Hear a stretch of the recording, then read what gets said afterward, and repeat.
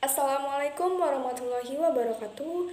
Nama Namira Makfiro, NIM 1814200105.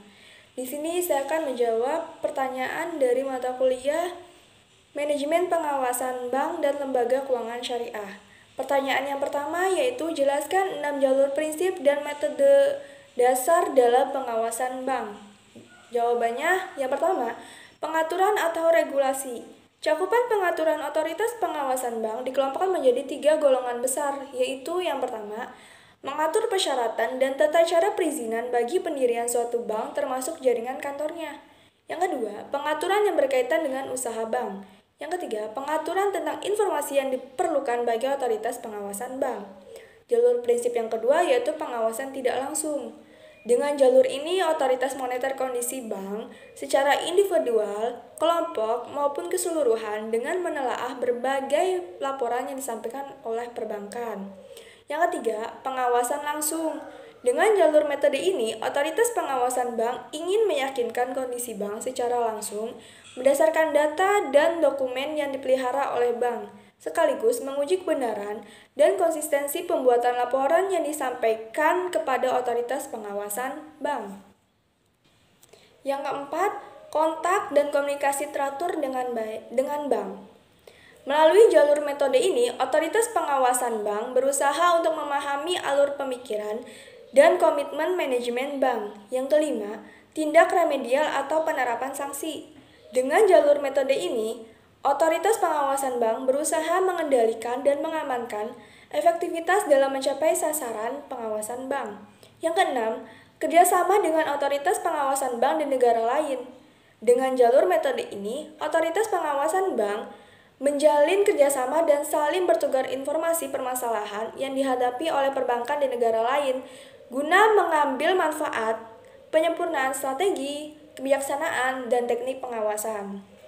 Pertanyaan yang kedua, jelaskan prinsip operasional lembaga keuangan syariah.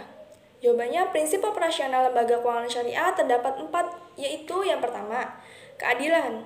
Prinsip berbagi keuntungan atas dasar penjualan yang sebenarnya berdasarkan kontribusi dan risiko masing-masing. Yang kedua, kemitraan. Prinsip kesetaraan di antara para pihak yang terlibat dalam kerjasama, posisi nasabah investor, dan penggunaan dana, serta lembaga keuangan itu sendiri, sejajar sebagai mitra usaha yang saling bersinergi untuk memperoleh keuntungan. Yang ketiga, transparansi. Lembaga keuangan syariah diharuskan memberikan laporan keuangan secara terbuka dan berkesinambungan kepada nasabah investor atau pihak-pihak yang terlibat agar dapat mengetahui kondisi dana yang sebenarnya. Yang keempat, universal.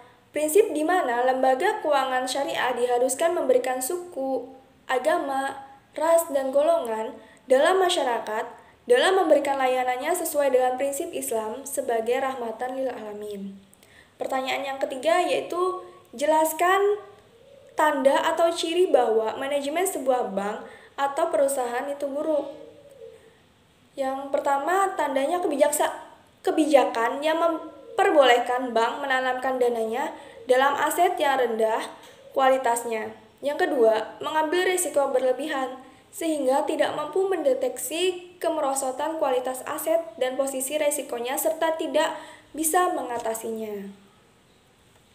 Yang ketiga, kontrol internal audit yang tidak berfungsi. Yang keempat, penilaian aset tidak realistis. Yang kelima, termasuk dalam melakukan klasifikasi pembiayaan serta tidak transparansi. Karena bank berada di manajemen yang buruk, pengawasan bank menemui kesulitan, maka akan terlambat dalam mendeteksi problema yang dihadapi bank sehingga terlambat atau tidak siap untuk mengambil langkah korektif atau remedial. Bank tidak dapat segera mengatasi masalahnya, membuat kesehatan dan kestabilan sistem perbankan pun menjadi terganggu. Berikut pemaparan jawaban yang telah diberikan. Mungkin hanya itu saja. Wassalamualaikum warahmatullahi wabarakatuh.